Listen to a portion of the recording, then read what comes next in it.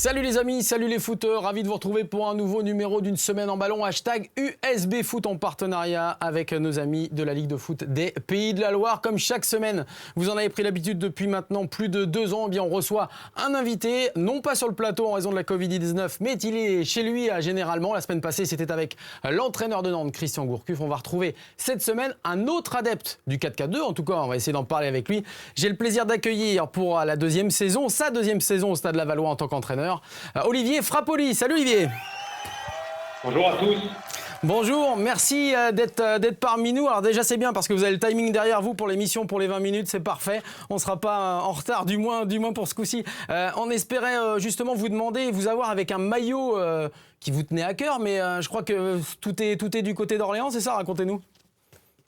Oui, on est habitué à déménager régulièrement et voilà, les maillots que je collectionne ou que je garde précieusement sont dans ma maison d'Orléans.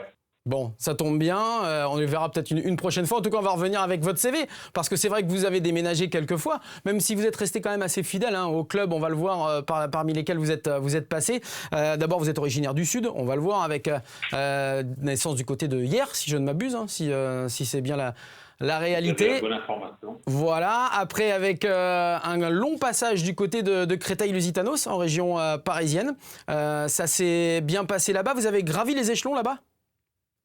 En fait, j'ai fini ma carrière de joueur à Créteil et j'ai enchaîné ma carrière d'entraîneur là-bas. Au départ à la formation.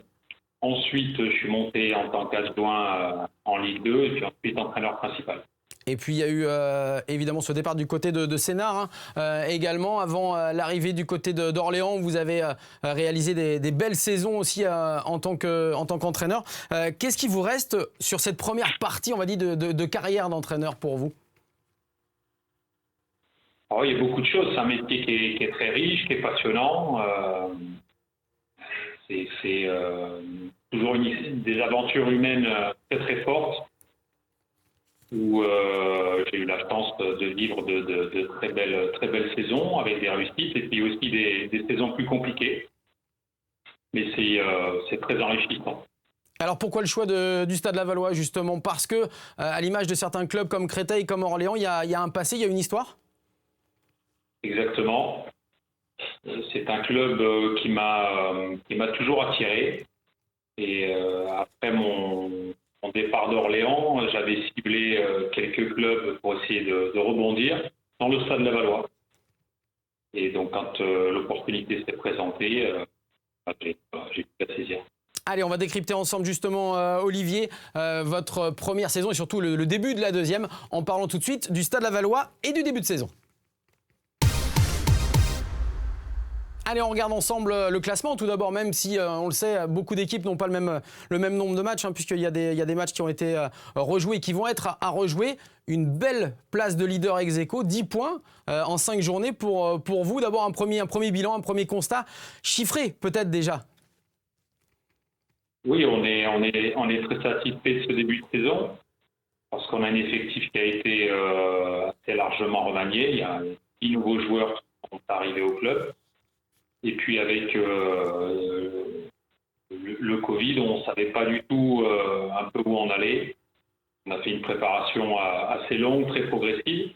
Et on a démarré ce championnat dans l'inconnu. Donc avoir ces 10 points au bout de 5 journées, c'est une satisfaction et c'est surtout une très belle motivation.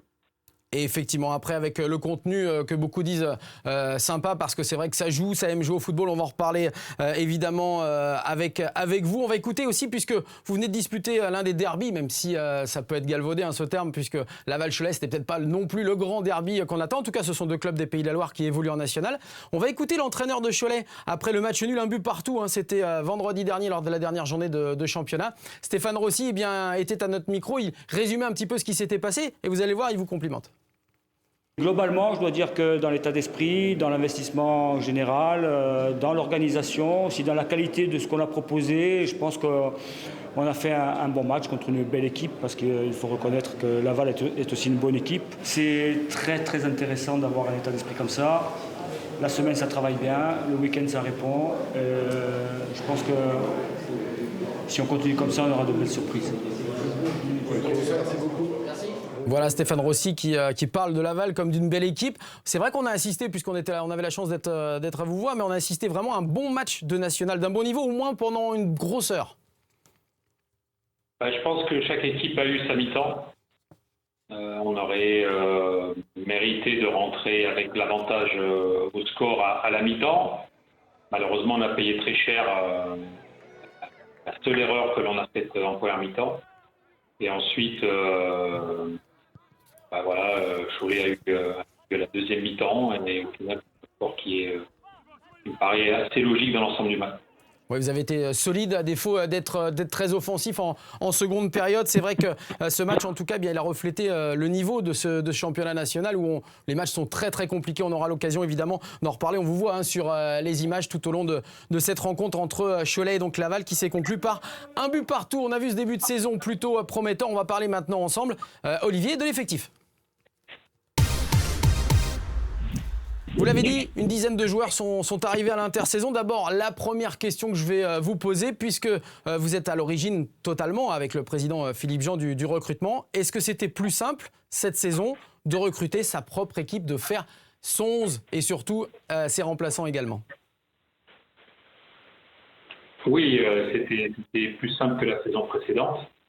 La saison précédente, le club venait de perdre le statu quo et il fallait vraiment tout reconstruire. Donc voilà, cette année, j'ai pu véritablement cibler les profils que je souhaitais faire venir au club, en déterminant dès le départ le système de jeu, le plan de jeu. Un 4-4-2, on le voit justement sur ces images. Oui, c'est un 4-4-2 qui est un 4-4-2 très offensif, puisque les deux joueurs côté sont des joueurs très offensifs. Oui, Sao et Wada. Ça remonte plus à un 4-2-4. Et ensuite j'avais identifié des profils qui pouvaient rentrer dans cette animation et je dois dire que la réussite pour l'instant du club, c'est d'avoir été très fidèle à la liste et à la ligne de conduite, en tout cas au cahier des charges que j'avais donné au président, et avec un budget correct, on a réussi finalement à faire ce qu'on voulait.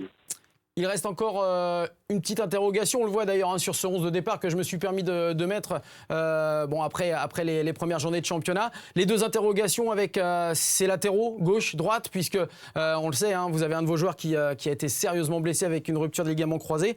Il y a une attente, celle d'un latéral qui peut jouer à la fois à gauche comme à droite. Vous avez du nouveau à nous annoncer ou pas? Non, j'ai pas de scoop. C'est dommage. Malheureusement, oui. Effectivement, on avait prévu de promotionner un jeune joueur issu de la formation lavalloise. Ça fait partie aussi un peu des obligations que l'on a quand on est dans le stade lavallois. Et malheureusement, il s'est blessé gravement au genou. Donc aujourd'hui, on est dans une situation où on a deux latéraux de métier pour faire la saison et je souhaite recruter un joueur supplémentaire. Donc on regarde un peu sur des joueurs libres, mais aussi sur des prêts, parce que l'argument économique est déterminant aussi dans le recrutement. La situation pour les clubs au niveau financier n'est pas simple, entre les affluences qui sont limitées et la Covid qui a touché un bon nombre de sponsors. On est un peu plus de contraintes. Pas simple, alors c'est vrai qu'on a parlé, parce que nous on le connaît très bien, on l'a vu Tom Duponchel l'an passé avec Le Mans en Ligue 2, on le sait qu'il est libre, qu'il peut jouer à gauche comme à droite, donc il a vraiment le profil que vous recherchez. Simplement aussi, vous le dites, il faut faire avec une enveloppe financière, et parfois il y a des joueurs qui ont un salaire assez élevé quand même. C'était un joueur qui était en Ligue 2 la saison dernière, donc il a aussi des exigences qui sont légitimes par rapport à son niveau et à ce qu'il a pu faire. Mais nous, on est presque hors mercato, puisque le recrutement a été fait. Aujourd'hui, c'est chercher un joueur qui n'était pas prévu au départ dans les plans. Et donc, forcément, on a une enveloppe qui est limitée. Et donc, voilà, c'est ce qu'on réussira à faire entrer le joueur que l'on souhaite dans l'enveloppe. Ça reste pour l'instant une interrogation. Bon, et on verra si Tom Duponchel succombe au charme lavallois et surtout s'il arrive peut-être à être un petit peu plus tranquille au niveau de ses exigences financières. On l'a vu, vous l'avez dit, 10 joueurs sont arrivés. Nous, on a voulu poser la question au moins à l'un d'entre eux parce qu'ils sont avec vous là maintenant depuis quelques semaines. Savoir comment ça se passait avec vous, quel type d'entraîneur vous étiez. On a posé la question à Johan Brun, le buteur justement de vendredi dernier. On écoute sa réponse. Il est hyper proche de ses joueurs. Moi, il a su me redonner confiance. J'arrivais de Grenoble, de Ligue 2, où j'avais beaucoup moins de temps de jeu. J'arrivais avec un peu moins de confiance et il a su me redonner confiance. Et je le remercie pour me donner encore sa confiance et j'essaie de lui rendre. Vous pensez que cette saison, c'est la bonne saison de la remontée pour Laval ou pas ? On espère. En tout cas, un championnat très très difficile. Il n'y a aucun match facile dans ce championnat et il n'y a aucune affiche où on peut dire le score à l'avance. Et ça va être très très long, c'est un marathon, on le sait très bien et on va essayer, on va tout faire pour amener Laval dans le monde pro. Alors, Olivier Frappoli, proche de vos joueurs, c'est exact ? Oui, en tout cas je le sais, parce que je ne continue pas de faire mon métier autrement. Je vous l'ai dit dès le départ, quand j'ai choisi cette reconversion, c'était pour vivre avant tout une aventure humaine. Et voilà, j'ai besoin d'être proche de mon groupe. Ce qui n'empêche pas d'être très exigeant sur l'implication et l'investissement de mes joueurs, mais je pense qu'on peut aussi être proche de ses joueurs et c'est pas incompatible. Effectivement. Avec l'exigence et la discipline que nécessite le haut niveau. Allez, on va reparler avec vous des ambitions dans quelques minutes du Stade Lavallois pour notamment cette saison 2020-2021. On va faire un petit détour, restez tranquille chez vous. On va regarder un peu le zapping de la semaine. Regardez, il y a des moments assez drôles. Oh monsieur, qu'est-ce que vous faites ? Une action. C'est le 12e homme. Ça balade pendant le match.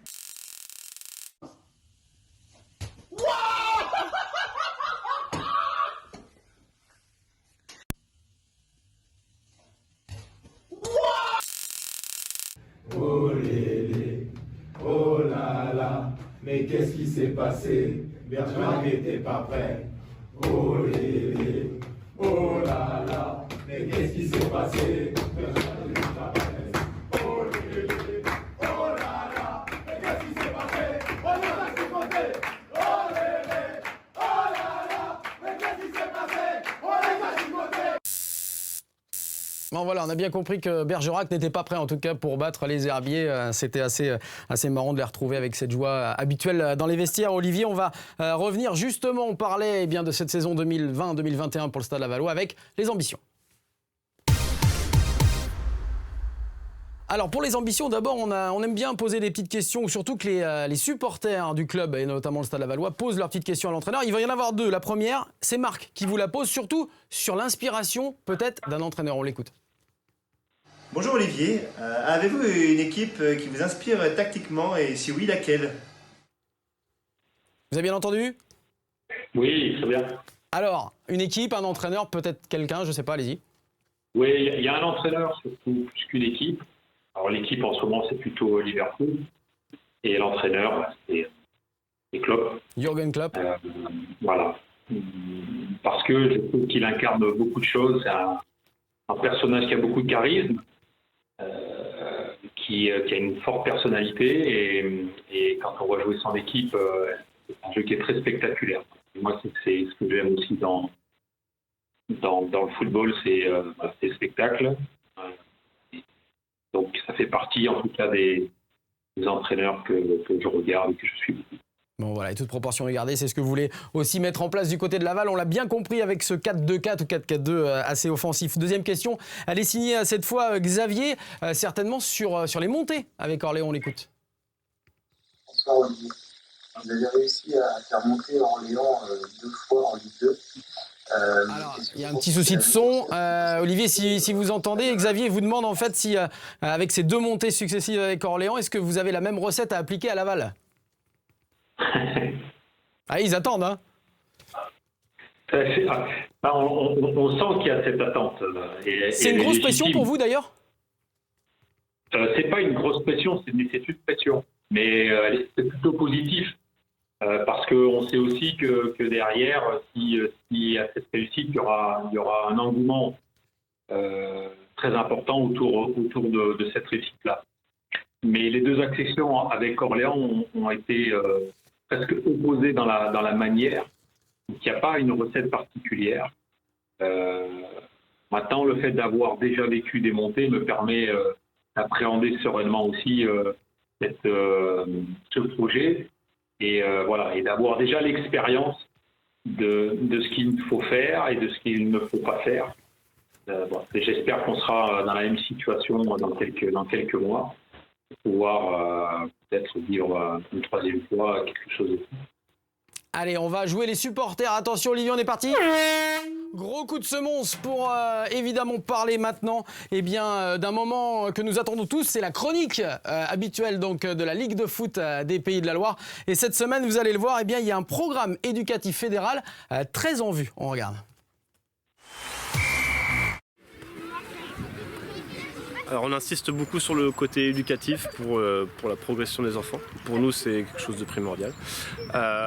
Moi, je suis un peu le relais entre la commission éducative donc, qui travaille en salle 3-4 fois par saison. Et moi, je suis le relais entre donc, cette partie salle et la partie terrain.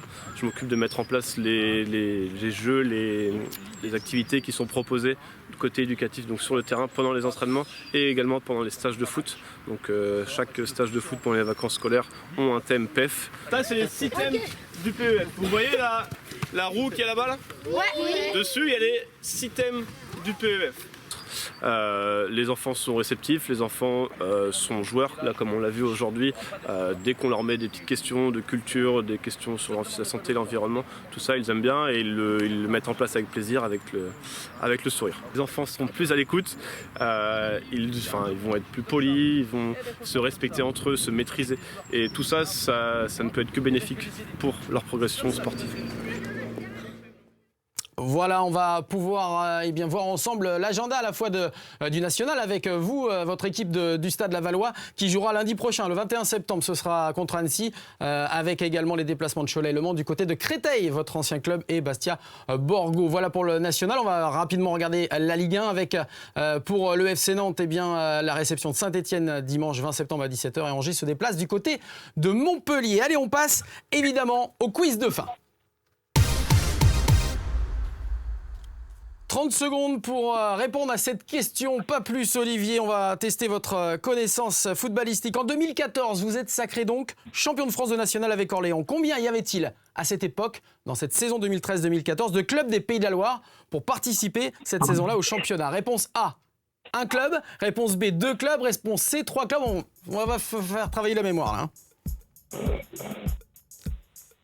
Il va y avoir peut-être le Poiré, Carquefou. C'est les 2 premiers qui me viennent comme ça, et peut-être les Herbiers. Alors, réponse A, 1 club. Réponse B, 2 clubs. Réponse C, 3 clubs. Déjà, dans ce que vous m'avez dit, il y a des bonnes réponses. Mais... Je pense que c'est la réponse C. Réponse C, 3 clubs ? Je pense. Allez. Et bravo, bonne réponse Olivier Frappoli. Très bonne réponse, on peut vous les donner d'ailleurs. Hein. Il s'agit effectivement, comme vous l'avez dit, de Carquefou et du Poiré-sur-Vie. Et le troisième, c'était pas les Herbiers, c'était bien Luçon. 3 clubs des Pays de la Loire, dont 2 Vendéens dans ce championnat national. À cette époque, en 2014, là où vous êtes monté avec le club d'Orléans en Ligue 2. On termine cet USB Foot par le coup de cœur. Il y en avait plusieurs des coups de cœur possibles, mais celui-là, il nous a fait particulièrement plaisir. On va vous expliquer un petit peu l'histoire, on va simplement vous montrer ce tweet. À Couëron, évidemment, il y a eu un match loisir en fait entre Nord-sur-Erdre et Couëron. C'était vendredi le 11 septembre. Xavier, un joueur loisir de Nord-sur-Erdre, a sauvé la vie de son coéquipier Didier qui avait 50 ans. Après un arrêt cardiaque, il a utilisé évidemment un défibrillateur. Il a massé pendant plusieurs minutes pour ramener son copain à la vie. Donc forcément, on voulait lui faire un très grand coucou à eux deux. Il sera grand-père d'ailleurs dans une dizaine de jours. On va vous souhaiter également un bon anniversaire, Olivier Frappoli, dans quelques jours, c'est ça ? À la fin du mois. À la fin du mois. Très bon anniversaire et puis surtout une belle saison avec Laval. On aura l'occasion d'en reparler. Bye bye, très bonne semaine à toutes et à tous. Et on se retrouve jeudi prochain pour un nouveau numéro du USB Foot. Au revoir.